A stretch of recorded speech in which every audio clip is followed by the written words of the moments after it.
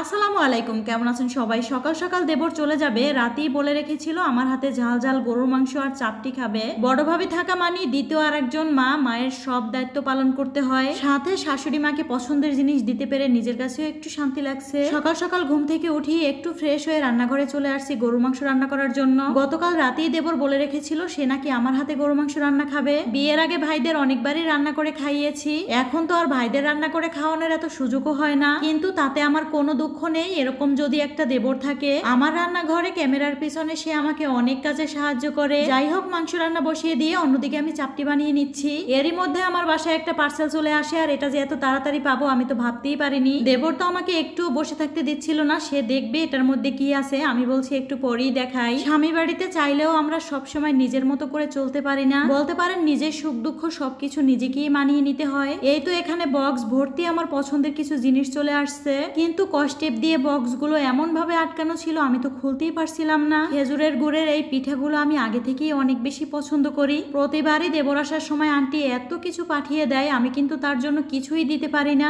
নিজে তো আর এইসব নকশি পিঠা বানাতে পারি না, তাই ভাবছি আন্টির জন্য কিছু পিঠা অর্ডার করে দিই। এই সুযোগে আমার পছন্দের পিঠা খাওয়াও হবে আর আন্টিকেও পাঠানো হবে। না জানি কত দূর থেকে পিঠাগুলো আসছে, তাই আমি বক্স থেকে বের করে রাখছি। বাঙালির পিঠাঘর ফেসবুক পেজ থেকে এই পিঠাগুলো অর্ডার দিয়েছিলাম। অন্যদিকে গরুর মাংসের সাথে চাপটি বানিয়ে নিচ্ছি, কিন্তু সে এই পিঠা খেয়েই পেট ভরে নিচ্ছে। জামাই আবার বাহির থেকে চিকেন চাপও নিয়ে আসছে, সে জানতো না আজকে আমি গরুর মাংস রান্না করব।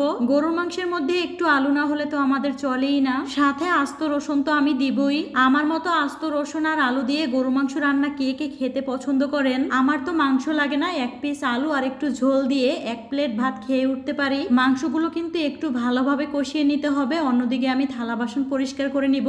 আমাদের মেয়েদের প্রতিদিনের কাজ, সকালবেলা উঠে যে কতবার থালা বাসন পরিষ্কার করতে হয় কি আর বলবো। যে কাজে সাহায্য করে সে তো একবার পরিষ্কার করে দিয়ে চলে যায়, এরপর সারাদিনের কাজ কিন্তু আমাকেই করতে হয়। দেখবেন দূরে বসে সবকিছুই সুন্দর, অনেকেই মনে করে আমাদের কোনো কাজই করতে হয় না, সারাদিন শুধু ভিডিও বানাই, রান্না করি, মজা করি। এর পিছনেও যে আমাদের কত খাটতে হয় শুধু আমাদের মতো যে সকল আপুরা আছেন তারাই বুঝবে। এই তো কথা বলতে বলতে থালা বাসন সবকিছু পরিষ্কার করা হয়ে গেছে, আর আমি এত সময় বসে গরুর মাংস কষিয়ে নিয়েছি। দেখবেন যে কোনো তরকারি একটু সময় নিয়ে কষালে খেতে কিন্তু অনেক বেশি ভালো লাগে। আগে এত কিছু না বুঝলেও এখন কিন্তু সবকিছু একটু একটু করে শিখে গিয়েছি। এদিকে তো কিছু পিঠা আমরা খেয়েছি, আর কিছু পিঠা আন্টির জন্য পাঠিয়ে দিব। একবার তো খুশির ঠেলায় সব নামিয়েছিলাম, এখন একই কাজ দুইবার করতে হচ্ছে। এরকম সুন্দর সুন্দর নকশি পিঠা আপনারাও চাইলে নিতে পারবেন। আপুদের পেজ লিংক আমার ভিডিওর উপরে দেওয়া থাকবে। দেবরকে তো বিদায় দেওয়ার সময় চলে আসছে, আর এই পিঠাগুলো আন্টির জন্য পাঠাবো, তাই আবারও বক্সে রেখে দিচ্ছি। খেজুরের গুড়ে তৈরি পিঠাগুলো